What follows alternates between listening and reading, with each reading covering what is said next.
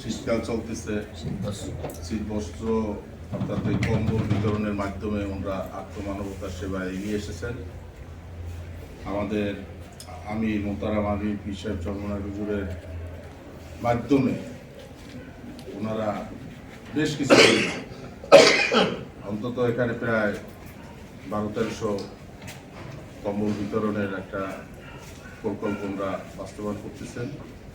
আমাদের চরমনাইতে এখানে 400 কম্বল, আমাদের পাখিরগঞ্জে আরো 400 এবং আমাদের হিজলা মেহেন্দিগঞ্জে বাকিটা। আলহামদুলিল্লাহ, কারণ এটা অন্যান্য ইউনিয়নেও সেই হিসাব করি তারাও হত্যা, কিন্তু হিসাব হুজুরে চরমনাই ইউনিয়ন প্রধান নিলেন। সুতরাং এখানে মাদ্রাসার ছাত্র তারা একেবারে রাজনৈতিক পর্যায়ে হুজুররা সুপারিশ করেছেন। আর পিছনের একটা নীতি হলো যে কোনো জিনিস সুষম বন্টন। এখানে চরমনাই ইউনিয়নে 11টা, 2টা সাংগঠনিক ওয়ার্ড আর 9টা সরকারি ওয়ার্ড, 10টা একটা সাংগঠনিক। 11টা ওয়ার্ডের মাধ্যমেই যাতে পরিমাণে কম হোক কিন্তু সবাই যাতে পায়, যাতে কোনো বিতর্ক না হয় যে হুজুরে তার নিজস্ব ওয়ার্ডে দিচ্ছে অন্য ওয়ার্ডের দিক খেয়াল রাখেন না। এইটা উনি দেখছি যা কিছু বন্টন হয় কি সর্বক্ষেত্রে উনি এটা মেনটেন করেন। হুজুর ওইভাবে ডিরেকশন দিচ্ছেন।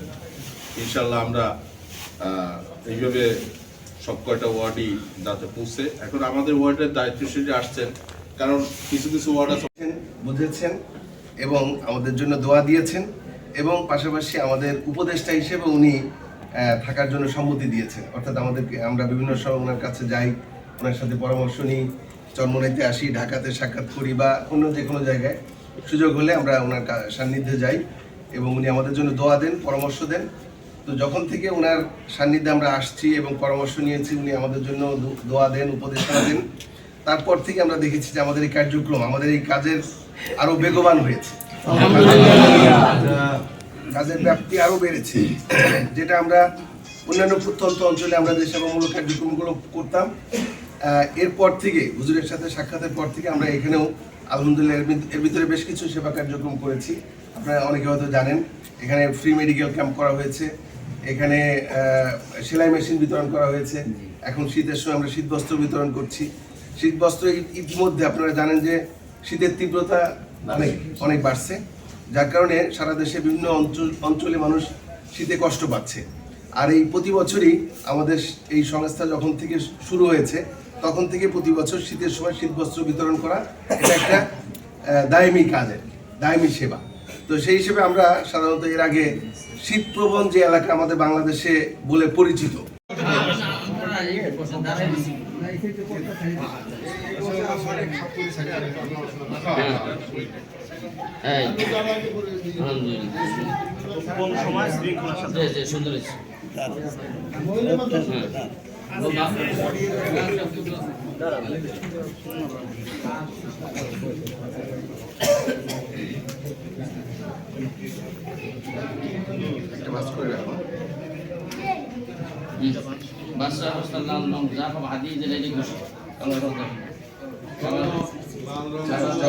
যেটা পড়ছে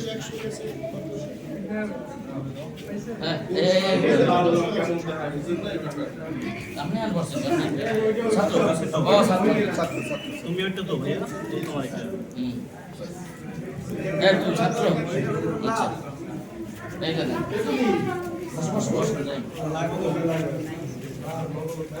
নাম ছাড়া আছে কেউ? নাম ছাড়া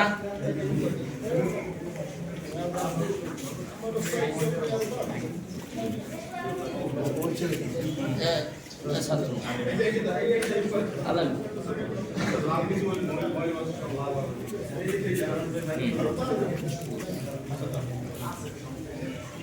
তুমি আলাম